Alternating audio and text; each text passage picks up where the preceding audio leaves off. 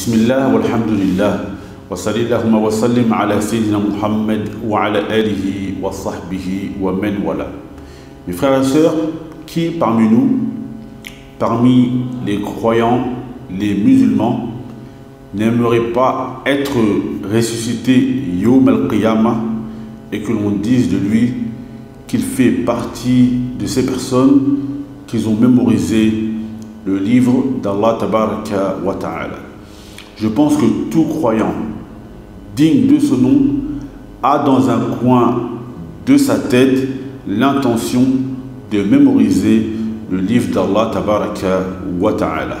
Et pour ce faire, dans cette vidéo, je voulais vous donner 10 conseils qui vont vous faciliter à mémoriser le livre d'Allah Azza wa Jal.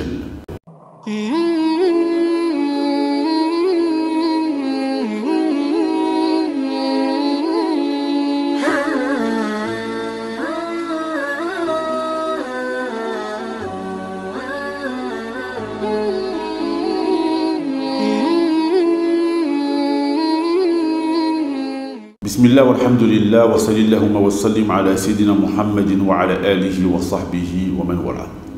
Mes frères et sœurs, le prophète sallallahu alayhi wa sallam nous dit dans un hadith: Khayrukum man ta'allama al-Qur'ana wa 'allama.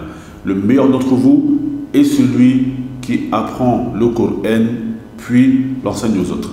Lorsque l'on voit une personne dans ce bas monde chez les gens, le meilleur est par exemple celui qui a le plus de voitures.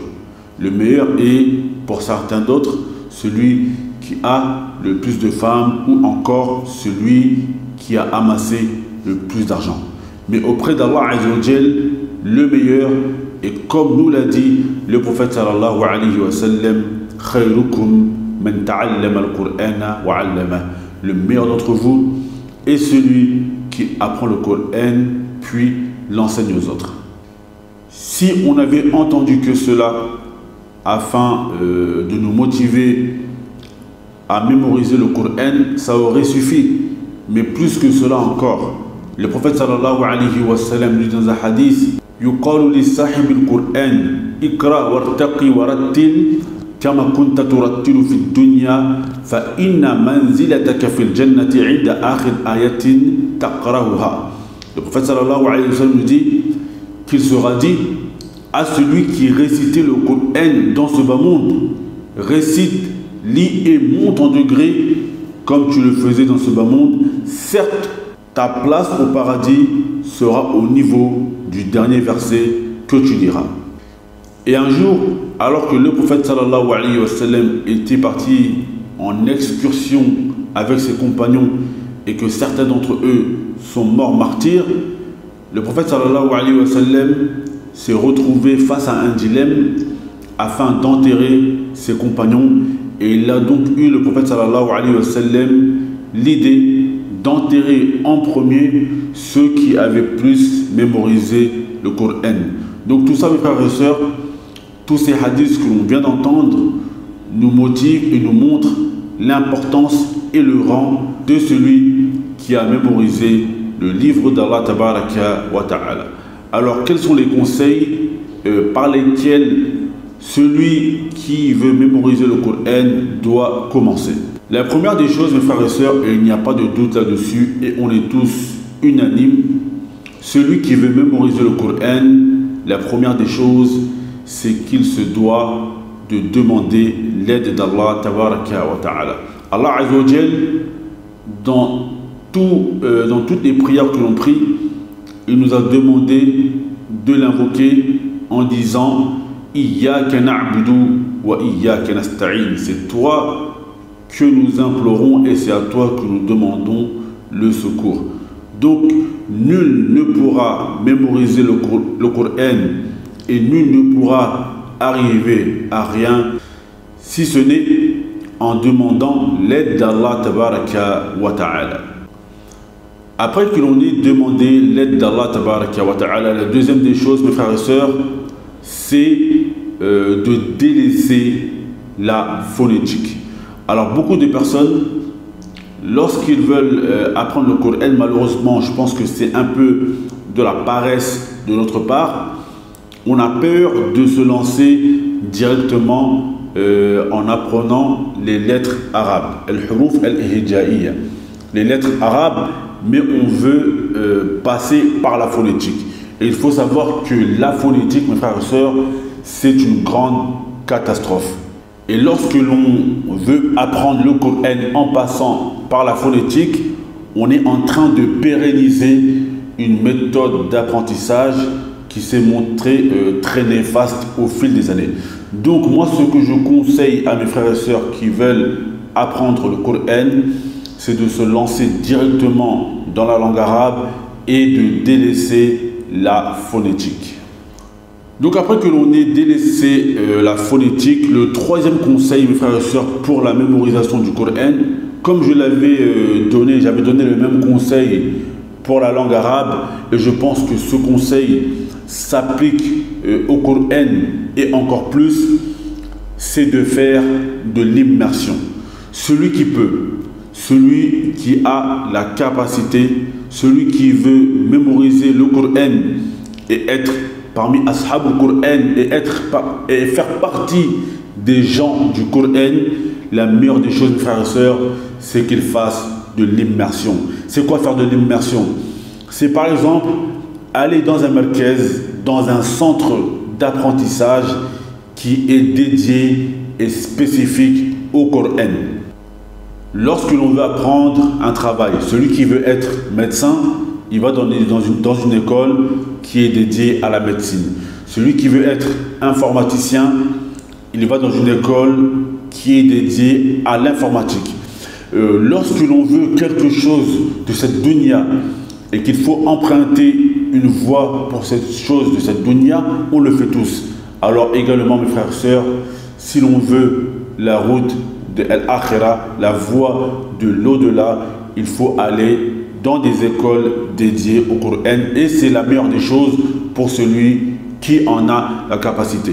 Et il y a des pays qui sont très réputés pour avoir des centres d'apprentissage du Coran.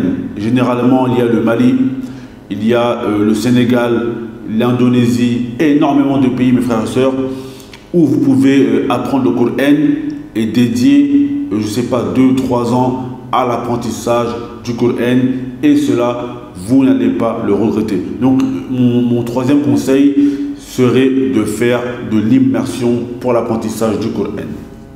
Quant à celui qui ne peut pas faire de l'immersion pour X ou Y raison, alors mon conseil serait qu'il fasse de la semi-immersion, c'est-à-dire que dans la ville où il est ou dans le pays où il vit, il se mette dans une bulle, et dans cette bulle, il essaie de se couper de tout, parce que le Coran, c'est un livre qui demande du temps, c'est un livre qui demande de la concentration, donc il essaie de se couper des mauvaises fréquentations, des choses inutiles et futiles dans sa vie qui vont l'écarter de la mémorisation du livre d'Allah Tabaraka wa Ta'ala. Donc soit on fait de l'immersion, soit on fait de la semi-immersion, c'est-à-dire qu'on se met dans une bulle et on essaye vraiment voilà, de se motiver à la mémorisation du livre d'Allah Tabaraka wa Ta'ala.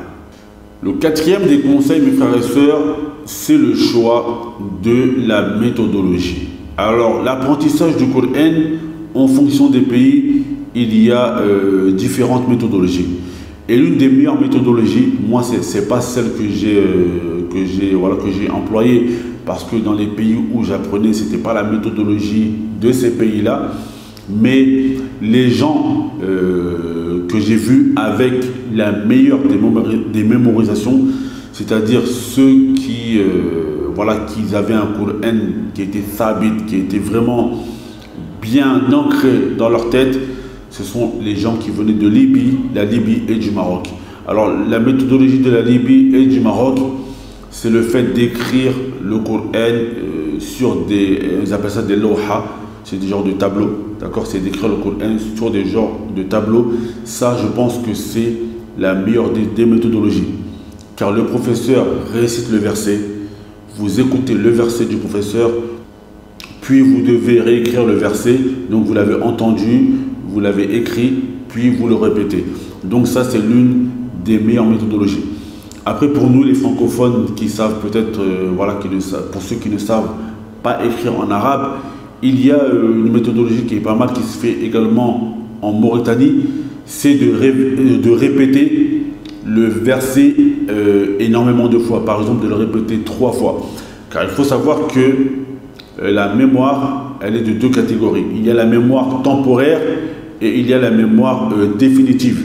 Et donc pour apprendre une chose et pour qu'elle reste dans la mémoire définitive, il faut donc répéter le verset plusieurs fois. Donc celui qui peut apprendre comme la méthodologie marocaine et libyenne, c'est très bien. Sinon, répéter le verset énormément de fois comme ils le font en Mauritanie. Alors le 5e conseil, mes frères et sœurs, c'est le choix du shir. Lorsque vous allez apprendre le Coran chez une personne, il faut bien choisir la personne chez qui vous allez apprendre le Coran. Apprendre le Coran d'une personne, par exemple, qui a une ijaza, c'est-à-dire une permission. Il a une chaîne de transmission qui montre que vraiment il a une bonne récitation et que sa récitation est comme celle du prophète sallallahu alayhi wa sallam. À défaut de ne pas trouver une personne qui a une ijaza, ce serait de trouver une personne qui a vraiment une bonne récitation du Coran al-Karim. Voilà, une bonne récitation. Parce que lorsque l'on apprend le Coran, il ne faut pas l'apprendre avec des erreurs. Donc c'est pour cela qu'il est vraiment impératif de prendre une personne qui a vraiment une bonne récitation et également de prendre une personne qui a une récitation que vous aimez et que vous appréciez, parce que ça va vous faciliter, vous, si une personne a une récitation que vous appréciez, ça va vous faciliter, vous, à mémoriser le Coran comme il se doit. Après cela, mes frères et sœurs, le 6e des conseils, c'est la révision. Il y a des gens, ils mémorisent le Coran, ils ont tout, ils réunissent toutes les conditions, mais malheureusement, ils oublient parce qu'ils ne révisent pas assez. Et c'est pour ça, tantôt, que je vous disais qu'il est déjà préférable d'aller dans un endroit où vous allez dédier du temps au Coran, où vous allez être en immersion dans une bulle, parce que vous allez penser à rien et vous allez réviser. Ça, c'est une chose. Et c'est pour ça donc que je disais également que si l'on ne peut pas faire de l'immersion, on fait de la semi-immersion, on s'écarte de tout parce que le Coran a énormément besoin de temps. Donc, il est impératif de réviser afin d'avoir une bonne mémorisation. Alors, le 7e des conseils, mes frères et sœurs, c'est l'assiduité. Avoir de l'assiduité. Il y a des gens qui mémorisent énormément pendant quelques temps et après, ils arrêtent. Et ça fait qu'ils n'arrivent pas à compléter et à finir le Coran. Le prophète sallallahu alayhi wa sallam nous dit dans un hadith que le meilleur des actes est celui qui est constant et même s'il est minime. Donc il vaut mieux apprendre un peu de Coran de manière constante que beaucoup de manière inconstante. Donc il est vraiment important d'avoir de la constance et de l'assiduité. Le 8e des conseils, mes frères et sœurs, pour avoir une bonne mémorisation et pour qu'Allah Azza wa Jal vous facilite à aimer le Coran, à pleurer lorsque vous entendez le Coran, il est important, mes frères et sœurs, de délaisser les péchés. Et c'est pour ça qu'un jour, l'imam al-Shafi'i, il s'était plaint à son shir de la mauvaise mémorisation et son shir lui avait dit « délaisse les péchés » et il s'était rappelé qu'il avait vu la jambe d'une femme, si je me rappelle bien de l'histoire. Donc, mes frères et sœurs, et c'est pour ça tantôt que je reviens encore à l'immersion. Parce que si vous allez dans un endroit reculé de tout, comme vous pouvez trouver dans les Malkaises, au Mali, au Sénégal, en Mauritanie, comme il y avait également au Yémen, ça facilite la mémorisation du Coran. Parce que le Coran, c'est un livre qui est pur et il ne se mélange pas avec les impuretés dans le cœur.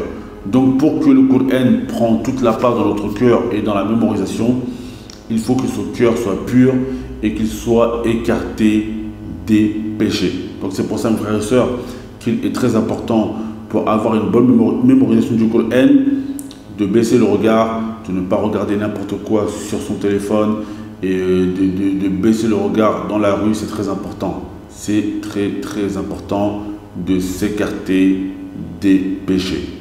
Le 9e des conseils, mes frères et sœurs, le Coran, le but ce n'est pas seulement qu'il soit mémorisé, mais c'est également qu'il soit compris. Et comprendre le Coran passe par lire voilà l'explication du Coran.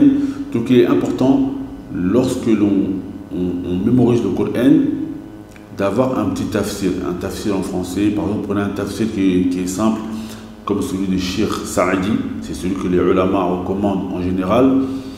Lire le tafsir, c'est très important afin de comprendre. Et celui qui ne comprend pas également le tafsir, parce que ça peut être compliqué, voilà, de prendre des cours. Celui qui est arabophone, il prend des cours de Machir, il écoute. Si aujourd'hui il a appris 5-6 versets, il écoute le tafsir de ces 5-6 versets, et c'est ainsi que les plus prédécesseurs ils étaient. Les plus prédécesseurs, ils mémorisaient environ 10 versets, puis ils apprenaient le sens de ces versets.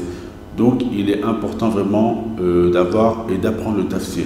Ce qui nous ramène au 10e point, et le dernier, c'est la mise en pratique. Le Coran, on le mémorise, c'est une chose, on apprend le tafsir, et tout cela pour qu'il soit mis en pratique. Car le prophète sallallahu alayhi wa sallam nous dit que le Coran, il sera soit une preuve pour nous, ou soit une preuve contre nous.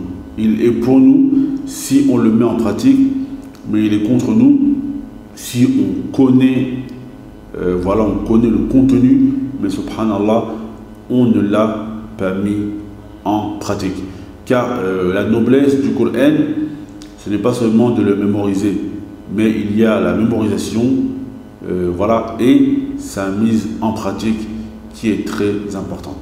Donc mes frères et sœurs, ça c'était 10 conseils que je voulais donner à celui qui aspire à mémoriser le Coran, en demandant à Allah Azza wa Jal qu'il facilite à chacun d'entre nous. Innahu waliyu dhalika wal qadiru alayhi walhamdulillahi rabbil alamin.